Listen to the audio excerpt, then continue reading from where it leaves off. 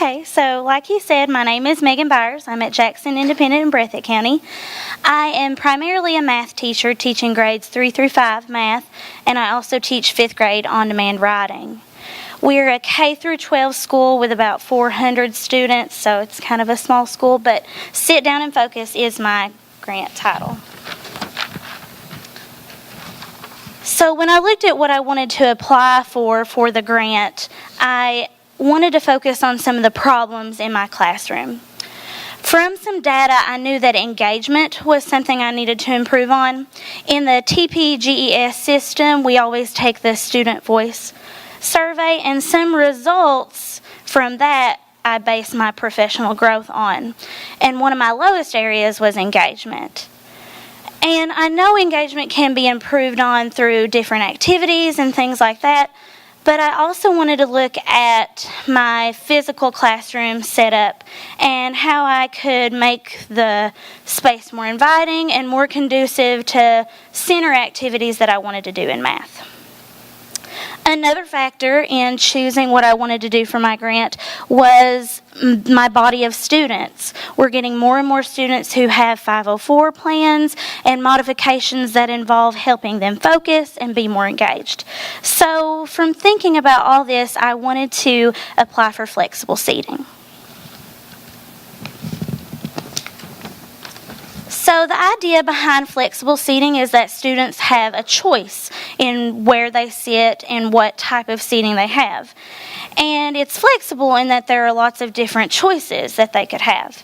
In a moment, I'll show you some of the different seating that I have available in my classroom that I purchased, but really the idea is that students are going to be more engaged and more focused on their work. In the Kentucky Framework for Teaching, there's a couple of components that deal with this idea of organizing your physical space that focus on engagement and just organizing the physical space to enhance learning.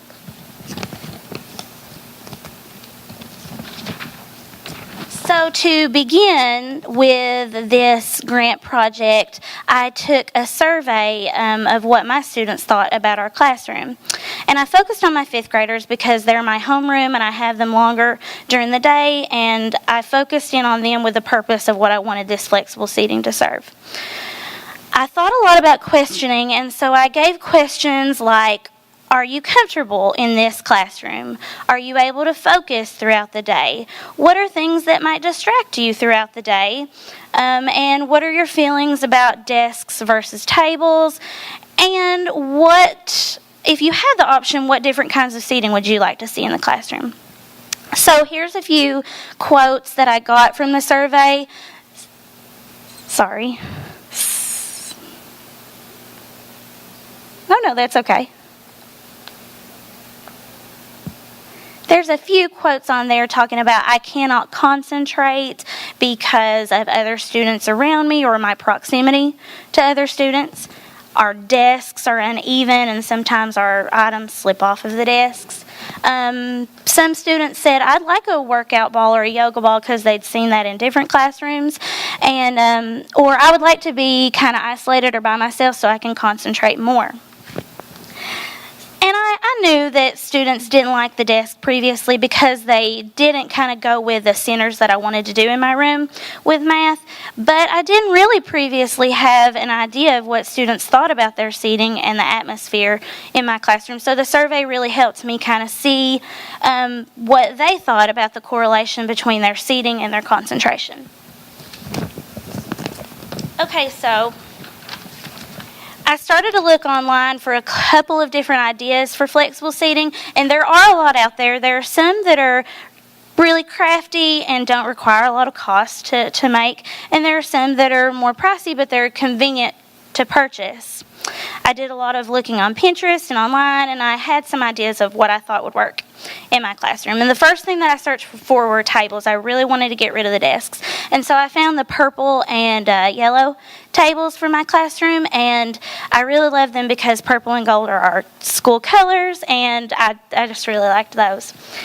Some of the other things on there are lap desks, butterfly chairs that are a little bit more comfortable, the cushions, yoga balls, and the wobble seats. So I ended up purchasing 5 of the tables, 2 of the yoga balls, 4 of the wobble seats, and 5 of the cushions.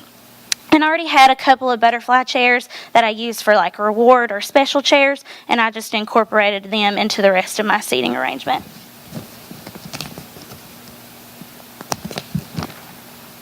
Well, I searched, and I guess I tried to like block out that part of my year because this was the only picture I could find of what my classroom looked like before.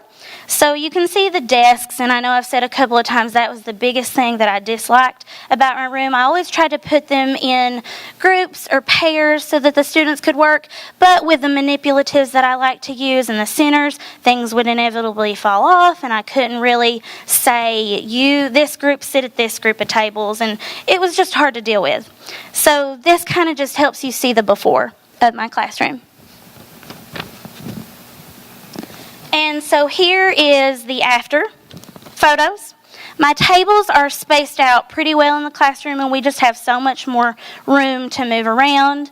It also helps with rotating center work. I can now kind of put my different buckets with manipulatives and tasks at each table, and either the students move around or the buckets move around. It's made things a lot easier. In these pictures, you can see a little bit of the wobble seats right here.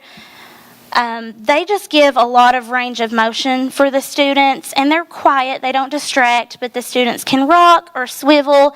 And the same thing with the cushions. They give a lot of range of motion too.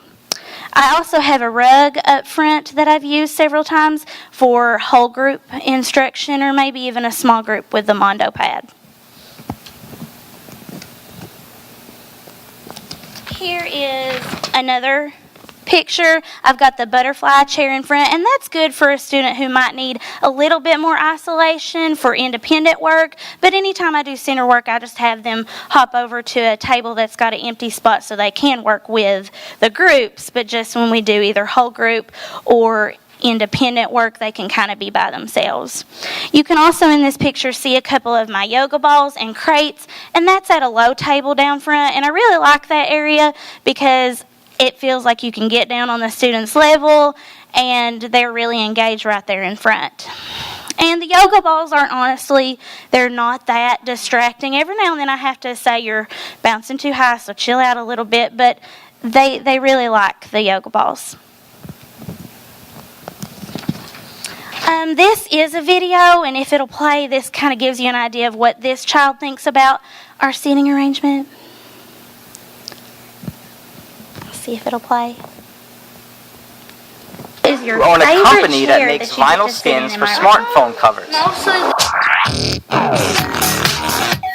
not part of my video. Now we know that each rectangular skin. Okay.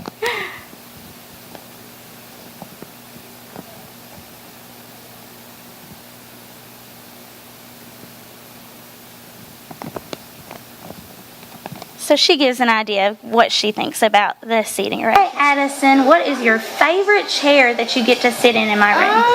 Mostly the yoga ball. Oh, yay. Okay. So what do you like about the different seats? Well, I like that some you can look one way and you can look the other. And some feel soft and the others feel kind of bouncy. Good. Okay, do you feel like you can listen pretty well in the chairs? Yeah. Good. And what chair would you like to get next time? Well, I kind of would like to get this chair because I've never thought of it before. You'd like the rolly chair? Yeah. Okay. Thank you, Addison. Welcome. So the kids are really excited about getting to sit in the different stations, and I kind of asked her in there, what chair would you like to get next? And I did that because, I'll be honest, I tried it for a while to let go of control and let the students kind of pick where they would like to sit, and I had to back up and kind of put them where I wanted them to be after that.